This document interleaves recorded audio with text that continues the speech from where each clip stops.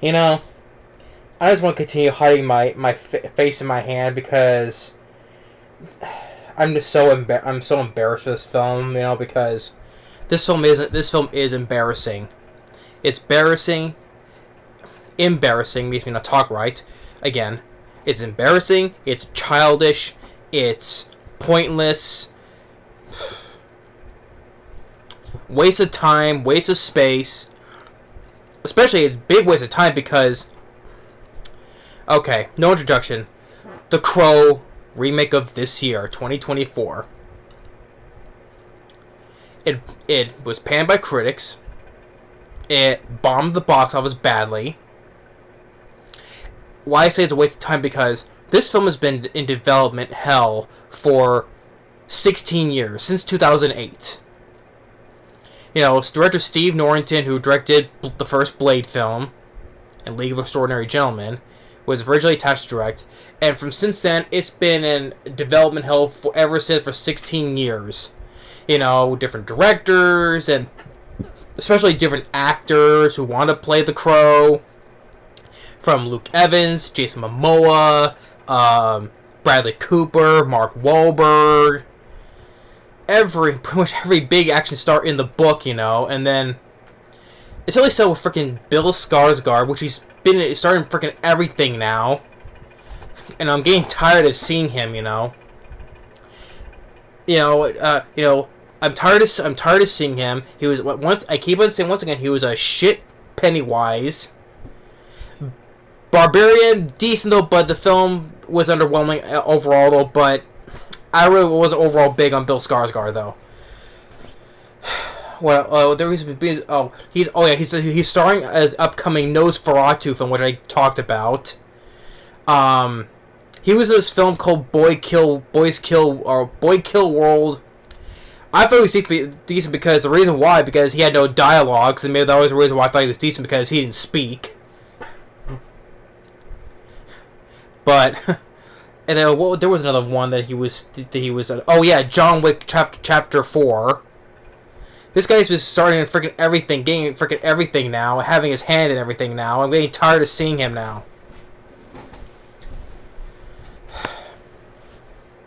And here he was a complete shit in this as well. And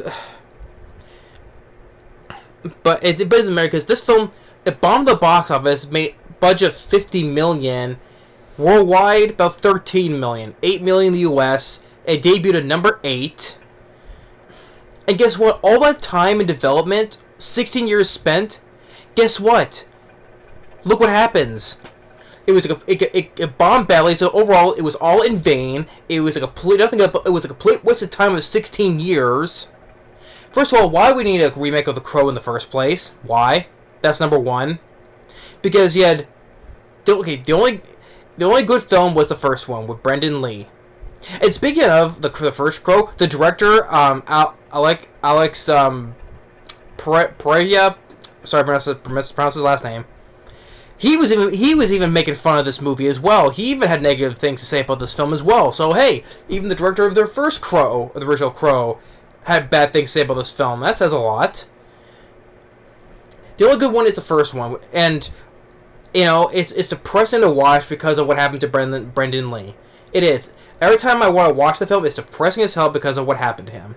You know, if that incident did not happen with Brendan Lee, he would probably go on do much more movie roles. Yes, because I like Brendan Lee. I enjoy him in Showdown Low Tokyo with Dolph Lundgren. I like him in Rapid Fire with Powers Booth. You know, if it wasn't for that incident, he would go, of course. And this film was a success, probably because of his death, probably. But if it wasn't for that, he would probably going to get more bigger roles. And you know what, bigger roles that probably his father Bruce Lee probably wouldn't have gotten though. You know, it's depressing to So it's still depressing to watch that movie still. You know, it was the only good film, but since the film was successful, it spawned more sequels. One was in the sequel, City of Angels, it was in theaters. That didn't do well though. Plus, it sucked anyway. And then the rest two were direct-to-video movies.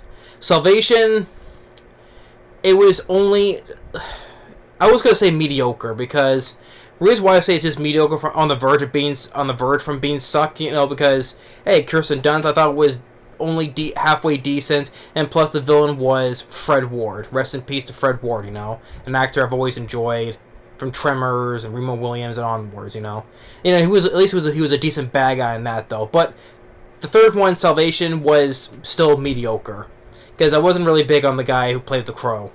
Wicked Prayer is still the worst one. As much as I hate this film, this remake, I would still probably say Wicked Prayer was still the worst though. Now, as for being the most mediocre and boring of the franchise, it would go to this one. But Wicked Prayer I would still say is still the worst one. Because Edward Furlong in that one, because of course that was during the time when he was in his drug-induced state. And it was also sad to see Dennis Hopper. And, I love Dennis Hopper. Rest in peace to him as well. It was sad to see him in that movie as well. But I would probably still say, just by an inch or two, it's the worst one in the franchise is still Wicked Prayer, the fourth one. There was even a short-lived TV series as well with Mark Dacascos, which I didn't see much. I only saw just a pilot just to see how it goes. Hey, but at least Mark Dacascos, he was decent because I enjoy him, as an actor, as a martial artist, But I wasn't big. I could never get into the show. But despite Mark Dacascos being decent, But this is a franchise that didn't need to happen. The franchise ended with the first film. It ended with Brendan Lee. Because the film was successful, that's why they started doing more. That's why. But this is a franchise that never needed to happen. And with this film, like I said, 16 years in development, and look what happened. This is another prime example where studios or in Hollywood don't learn their lesson, and look what happens. The reason why there people are making fun of Hollywood and these films is for a reason, and this proves it. So yeah, 16 years, all for nothing. If you're listening, studios, all for nothing. Waste of 16 years. 22% Rotten Tomatoes, 4.7 IMDb. Yeah, which is it's probably a little bit above Borderlands, which I gotta say I would probably say people shit on Borderlands, which yes, it's still a bad movie. Yes, it is, but I'm saying with a straight face, I would rather put Borderlands above this movie.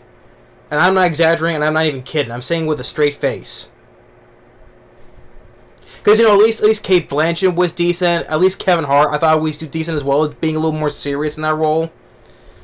But at least they were decent characters and actors in that film. Here, there's not a single good actor in this group.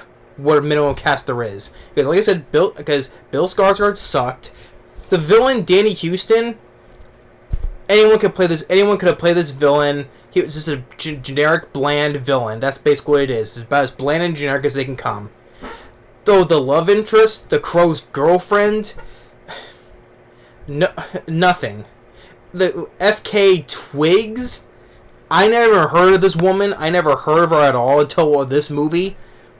Never heard of her, and I could never give a rat's ass about. Don't give a rat's ass about her at all. She sucked, okay? And there's no chemistry between these two characters. It's non-existent. I don't know. They fall in love in like 5 minutes.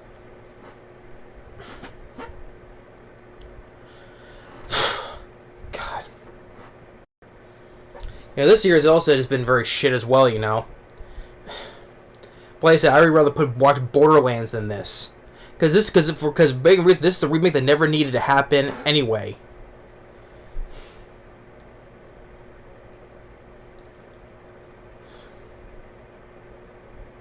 So where we're supposed to begin, okay, where to go? So now I got that big old thing out of the way, so where we're supposed to begin. So, Peter Skarsgard, I'm sorry, Peter Skarsgard, getting confused, there now no affiliation. Bill Skarsgard, he plays Eric, the character that Brendan Lee played. He's an addict, he's a drug addict, and there's like this, in this beginning, there's like a flashback with his mom who was also a crack addict. 30 seconds, and nothing comes about that mother again.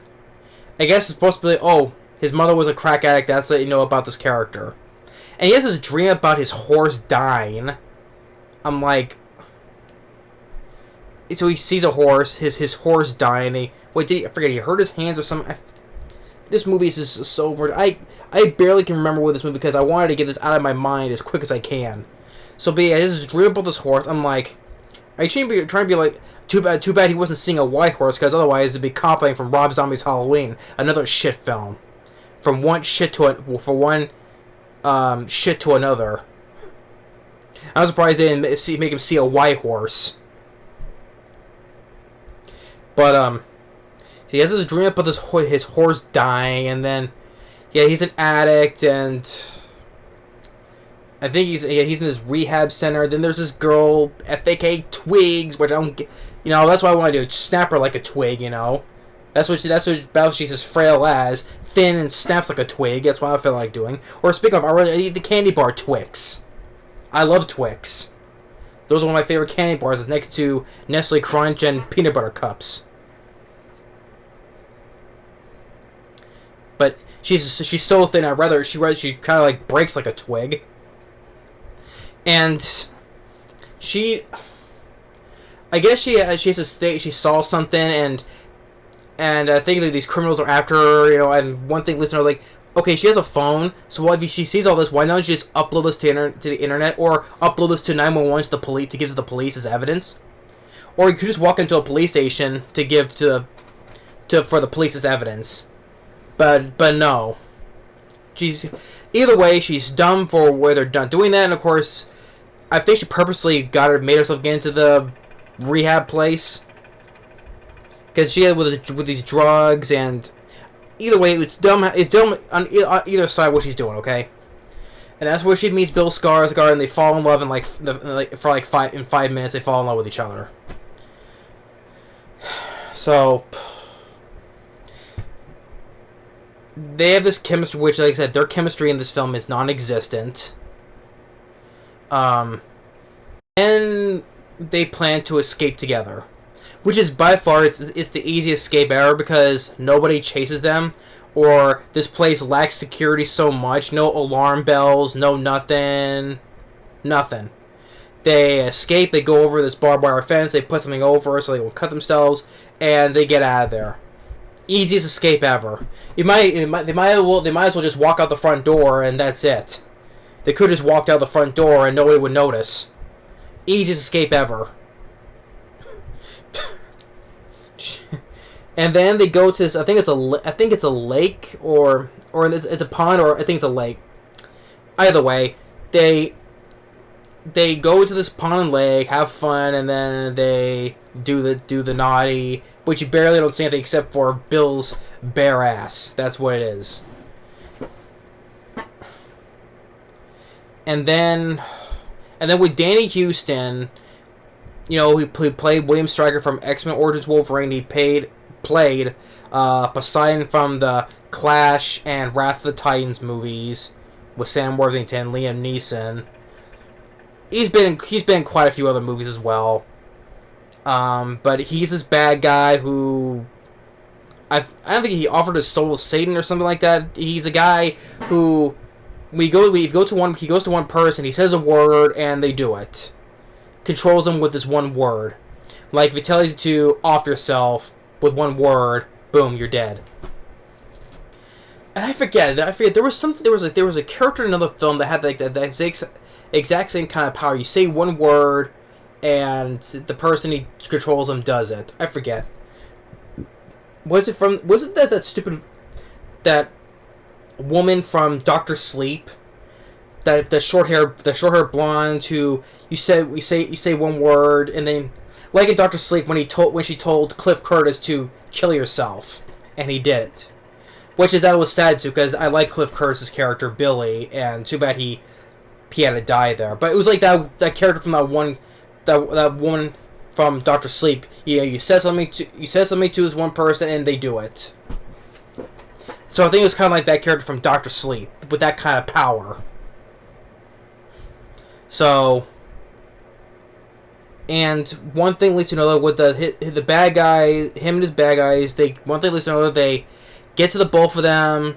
Kills Bill Skarsgard. So they're both killed by Danny Houston, and Bill Skarsgard wakes up in purgatory, right? By this guy. Which, okay, it's a different, like... different like the first film, he has a guy to tell him, right? And... he has a guide, and... all this, basically... well, he hasn't put the makeup on of the Crow, not yet, though. But it's like but it's like the first thing kind of close to comes like the action is like maybe 45 minutes. But when he fully becomes a Crow with the makeup and stuff, that's like over an hour in. But up until this point, not much happens. But he does get the powers from this guy, and just like the powers of the Crow, right? He's invincible basically. If he gets shot, he heals. And basically the first 45 minutes probably we get the first like action, and it's not much. Yeah, this film is R-rated and it's more gorier, which I do appreciate though. But the thing is, though, it's CGI gore. That's the thing. It's CGI gore. How much I complain about CGI blood, because we can't do anything practical anymore, but still. I mean, even the first Crow, I think, used practical blood. But everything's CG nowadays, so I'm not surprised, though. But it's, the first action is not much. That's the whole. You get to wait till the whole big action is towards the end of the third act. That's where basically the big action happens. So, and then this whole thing. Okay, well, he does go to see the girl's mother. Not much. Basically, not much happens with the Bill and the girl's mother. And then this whole thing that like he does all this to be reunited with her, but this whole thing about the rule thing, like, okay, he wants to be reunited, but the thing is she can't because her soul is damned, which means she'll go to hell, and that's why they'll never be able to reunite. I mean, this whole rule thing, I don't think it was in the first movie though, because I think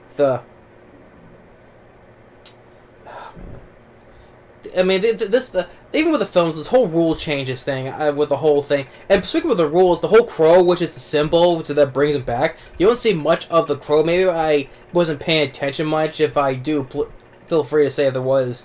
But the Crow itself didn't appear that much from what I saw. And the whole thing is like, okay, so he can't reunite because she's damned to go. But if you exchange the souls. I don't know, this one thing was confusing about this whole rule about it, so. But anyway, then if he does, do we remake it in purgatory or do we remake it or he goes to hell, But what else? I'm just moving along. This film was leaving my brain, that's why I could barely remember because why? It makes sense because it's a shit movie, so I want to get this through so I won't have to remember this film again. But ultimately, over an hour, and that's when he finally puts the Crow makeup on, and it looks like shit, I mean, although the decent thing, there was a song though. The one part of the soundtrack, because the rest of the soundtrack and the score itself was beyond forgettable. Don't remember anything about it because there was one song because I remember, and that was from Stephen King's Sleepwalkers. I remember because. I didn't watch Stephen King's Sleepwalkers for quite a while, but there was a certain type of song that you do remember, and that was from that, and it played during when he was putting the makeup on. I'm like, really? The use of Stephen King's Sleepwalkers? Although I'm not overall really being big on Stephen King's Sleepwalkers, I mean, I do appreciate the practical, the cat suit and all that, the makeup effects as well. I do appreciate that stuff though. Decent gory kills, the cop got stabbed with a cob of corn, and Ron Perlman got his fingers bitten off, and the sheriff got impaled through some of the fence posts. Even though at least he put up a much more of a fight though with the bear trap and everything though. I'd rather talk about Stephen King's Sleepwalkers, and that's not. one I'm really big on either, though. But there are some pauses I could talk about, which I want to talk about that movie than this movie. But that was that one song that was in that movie that was in this. He's doing putting the makeup on, and that's when we get the big fight. Which, if some like I said, for the film was called The Crow, it doesn't happen until over an hour in the movie. For what I remember, Brendan Lee, he got the makeup on pretty much as soon as he became the Crow, or as soon as he died. And that's when they get the big action, the third act of this opera house, where he has a shotgun, he blows some guy's back with the shotgun, CGI blood though. And I think then he ends up whacking someone with the shotgun, and it kind of like dislocates. No, because he has a sword too, right? He has a sword. He does it with a sword, makes the person with their jaw, their mouth hanging. CG though, but. And I do appreciate it is more bloodier. I'll give credit to that though, but it's CGI It's more CGI blood though. Yes, it's a little more bloodier than the first movie. Give credit to it though, but it's CGI gore though. I know, keep them harping on it because that's what bothers me. Because moving on, and that's basically that's the big third. It's basically you saw it in the trailer. You saw the big action. The big action sequence is in the trailer. It gives it all away. So he then as a go with Danny Houston. Oh, by the way. By the way, by the time he puts the makeup on, this is about the third time he dies. Yeah, so this is about the third time he does, because he died from the second time, and he died for the third time. And yeah, because that's like, man, this guy is such a wimp. I know that the Crow and the comics, when they die again, they come back though, but even Brendan Lee was much more stronger than this guy. I don't remember Brendan Lee dying that many times in the first Crow. So yeah, this guy is such a wimpy Crow, He keeps on dying like the 3 times already. Oh, and by the way, that's another thing. He, for like 30 seconds, he doubts his love for his girl because she did some other things that made her go to hell, right? I'm like, everybody has doubts about everybody, okay? Nobody's perfect, So why would he doubt her? Because she's done other things. So what? So, because you doubt her, that means she's not pure? Or you're not pure? Nobody is. Nobody's a pure angel, okay? Everybody has doubts about somebody. So that's another dumb thing that was stupid about him. And then, ultimately, one thing leads to another. He gets Danny Houston, kills him. And then, I guess... What else? What else? That's why I have notes on here once again, so I can leave this place. So I can leave this film out of my head forever.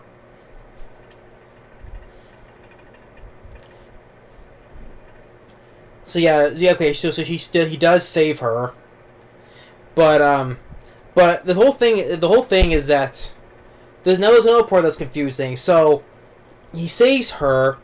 But is it a time skip or a time travel going back? If so, are his other buddies or the other bad guys he killed her alive? And then there's him and the paramedics. I'm like, it's another thing that was so confusing about. So is it a time skip or is it time? Did he travel back or did they just teleport? I have no ideas. And at this point, I don't care. Either way, is he still going to hell or is he remains in purgatory? I pretty assume that if he changed his soul with her, I'm pretty sure he's going to hell. That's pretty much the best bet I can guess. I'm pretty much sure that he's going to hell. So either way, true love never dies. Lydia does die.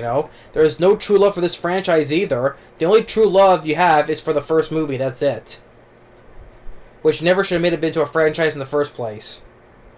So the only true love there is for the first film. No true love overall for the franchise because the rest of the films overall suck, and pretty much this film sucks big time.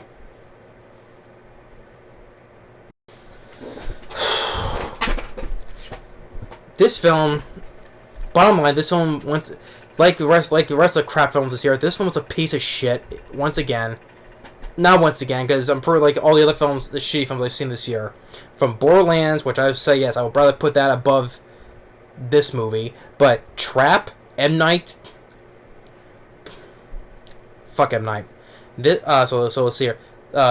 This film, Trap, Borderlands, Night Swim, yeah. Nah, Twisters. I don't hate. I'm just not a fan. I'm just not a fan of it. You can say it's pretty. Like I said, it's pretty much it's a remake of the first Twister, but that's why it's a slasher because I don't hate the film. I'm not a fan of the movie either. But But like I said before, Twisters is pretty much better than all the shit films I've seen this year. But it's not. Still not a fan of the movie because it's pretty much like I said, it's a remake of the first movie. But there's things I did like about it, though. Some positive things I did like about it. But no matter how I look at Twisters, is better than any of these shit films I've mentioned. And oh yes, I almost forgot again. Sasquatch Sunset. That's another. Now I'd rather say that Sasquatch Sunset is still worse than this movie. Yes, because like I said, nothing happens in the movie. Nothing. I would still say it's still worse than the remake of The Crow, but still The Crow is a film that should never been made in the first place. Yeah, so yeah, Sasquatch Sunset, that's still shit. The worst I've seen still. It's been another, and Madam Web, it's still, Madam Web, I'll probably say it's still worse because it's just laughable. With the villain dying from the sign from a Pepsi sign. I will say yes. I will still say Madam Web is still much worse. It still is, but I'll probably with this be in the top 5 probably because it's another pointless remake. It's boring, shit, forgettable soundtrack score. Bill Skarsgard is a shitty crow, which you barely see the crow itself in this movie, and yeah, he's a shit lead. The actress, shit. Who is FK Twigs? Never heard of her before. That's what she looks like. You push her, and she will snap like a twig. And like you sneeze on her, she snaps like a twig. I mean, because I'd rather eat the candy bar Twix. I'd rather have that. But she was a shit actress, and the chemistry between them was non-existent. They fall in love for like 5 minutes. I have no idea why. There's barely action. Pretty much nothing happens till like 45 minutes of the movie. He doesn't put officially becomes the Crow till like over an hour in the movie. And the big fight, it was like, I don't know. Because it's due to a lot of CGI blood, though, but that's only the so-called decent fight there is. Oh, and the director of this film, you get this guy who directed Snow White and the Huntsman and the 2017 remake of Ghost in the Shell, which I did not mind that movie. Which a lot of people don't like that film though, but I did not mind the 2017 Ghost in the Shell film. I did, you know. But this guy is overall not that good of a director overall. And plus, like I said, there is a reason why this film, they went through so many actors. Mark Wahlberg, Jason Momoa, Luke Evans, Bradley Cooper. I mentioned Jason Momoa, I did. I think even James McAvoy? I mean, that'd be a weird choice.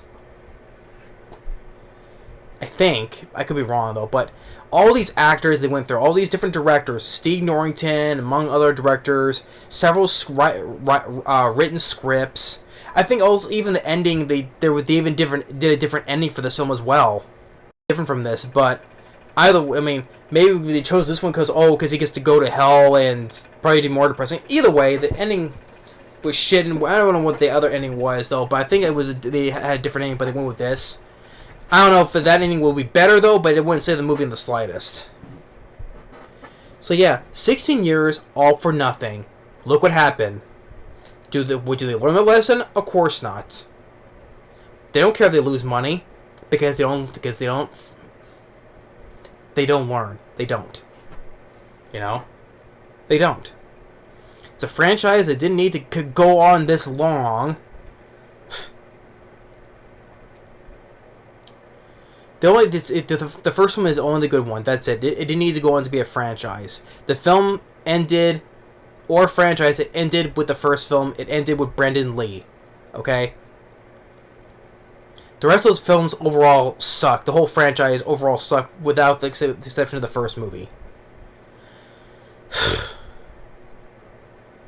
The film was basically a one-time thing. That's basically what it was.